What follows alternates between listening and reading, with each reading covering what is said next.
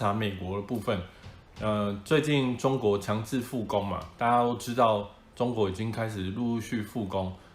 杰森身边有一些朋友已经回到大陆去工作了，那因为他们必须回到中国。有2种情形，他必须回到中国。第一个是他是台商，他在中国有设厂、有公司，所以因应政策的部分，他不得不回去复工。那这个当然对台商来讲，可能是无奈，也是不得不啦。那身为老板，本来就是压力很大，上有政策，下一定要有对策。那台湾虽然很安全，但是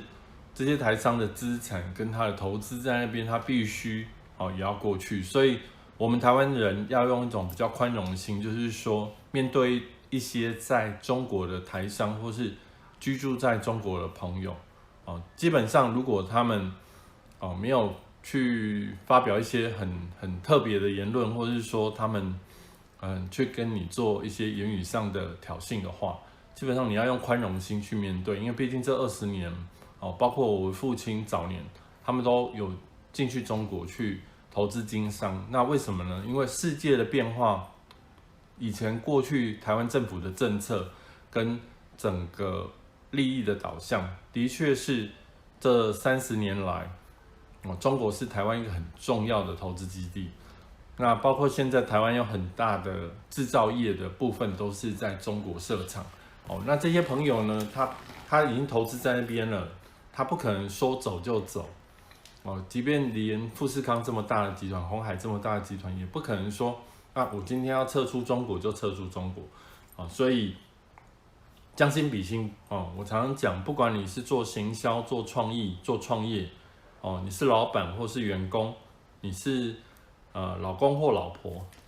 男女朋友，你一定要记得这个叫做将心比心，将心比心很重要。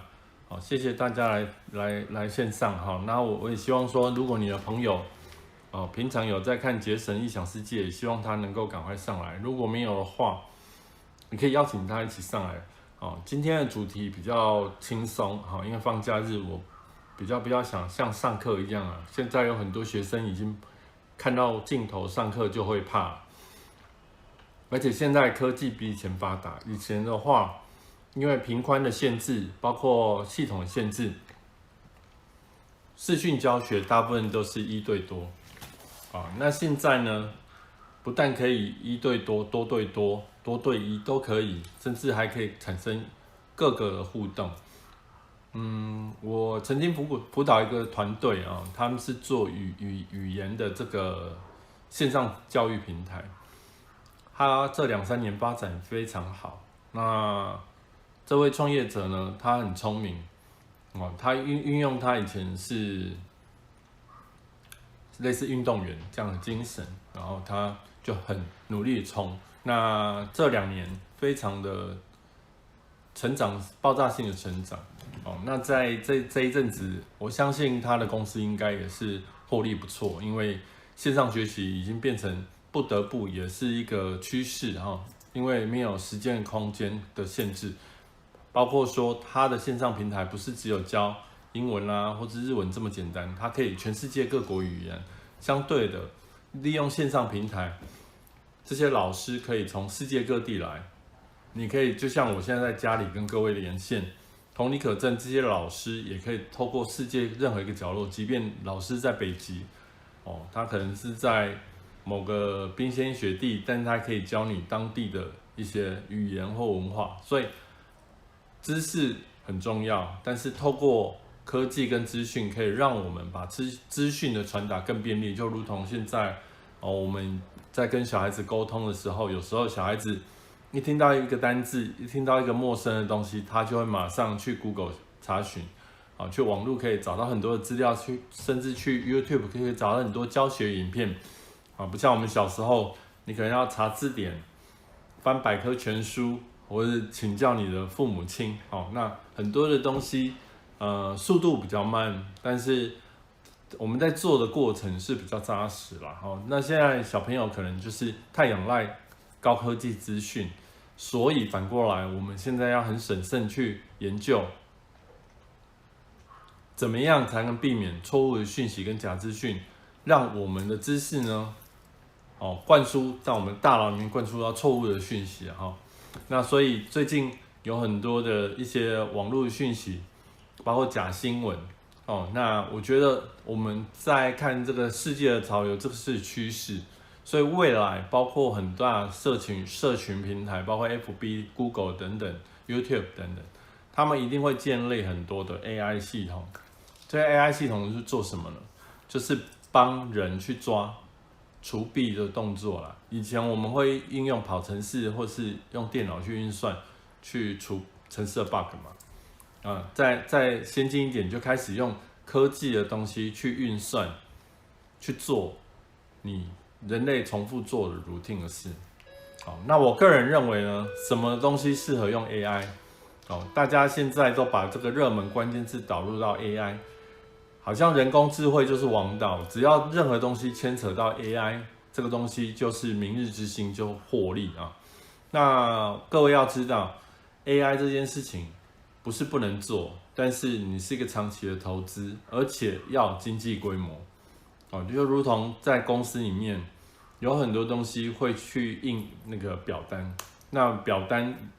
什么情况之下要去印制呢？传统的产业里面会有很多东西都是用印好的表单，然后包括什么出纳啦，或是你要申请零用金，可能它都印了很多纸张，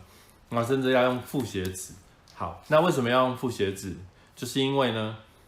这一张纸一写了上去以后呢，它必须要给不同的承办单位，可能包括要给承办员，还有申请人本身可能公司要留存，所以一般很多都说3联4，包括我们的发票都是3联4，就是一张要给自己嘛，一张给这个客户嘛，一张我们要留存嘛，那税务要做稽核，也是从这个复写跟这个备份来做。好，那所以复写纸这件事情发生，就是因为你要写了一张，还要再写一张，还要再写一张，那你要写3次。那如果我们用复写纸去写的话，同样东西是不是一次只要写一次就会有3张 ？OK， 这就是复写纸的概念嘛。好，后来科技的发达，那我们可能可以做什么？就是我们那位发明 copy and paste 的这位先生呢，今年才该离开这个世界。好 ，copy and paste 的这个方法，还有另外就是你可以复印好几张嘛。所以印表机的发明就会让你输出就变得更便利嘛。你同样一张东西，你可以印3张嘛。那所以假定内容都一样，你只要做一个稽核动作，就是说，当我印了这3张，我怎么证明这3张是这3个人需要持有的？所以包括现在很多在签合约，我们以前合约，包括你去租房子，你可能会去便利商店买一本标准化的租约，然后上面写字嘛。那现在科技更发达，一些定型化契约，或者是说我们一般的合约，我们可能都已经就是放在 Word 里面或者文字档。那你把它列印的时候，你列印2份到3份，那双方只要做一个动作，就盖章就好了嘛。好，所以科技的发达会让你很多东西不必重复操作，你可以用科技的方法，让你本来要做3次的时间节省了1次。好，那同理可证，我们现在如果要做 AI 这个动作，那是不是一样要秉持这个道理？就是说，你今天做这件事情，要是重复，然后你才可以快速复制。如果你每一样东西都不一样，客制化，每一件事情都是一个 case by case。那你做这个复制化的动作，就没有意义啊。就像说我常常讲的，地沟倒菜刀啦，很多事情你不用为了要去砍一个柴，你就去定制一把关刀，那地沟就是竹竿嘛，菜刀就是菜刀嘛。如果你今天只是要出去跟人家修台你来不及定关刀嘛，你把菜刀跟竹竿绑在一起，拿起来一样是一支关刀。这是我常常讲，不管你今天在职场上，在学校里面，或是在你的人生中，难免会遇到资源不足，遇到你紧急状况没有办法给你最完善的一个后勤资源的时候，你第一件事情就是说要怎么去做这个快速的应变那好，那虽然我现在讲说 AI 跟快速复制跟这个大数据的这个分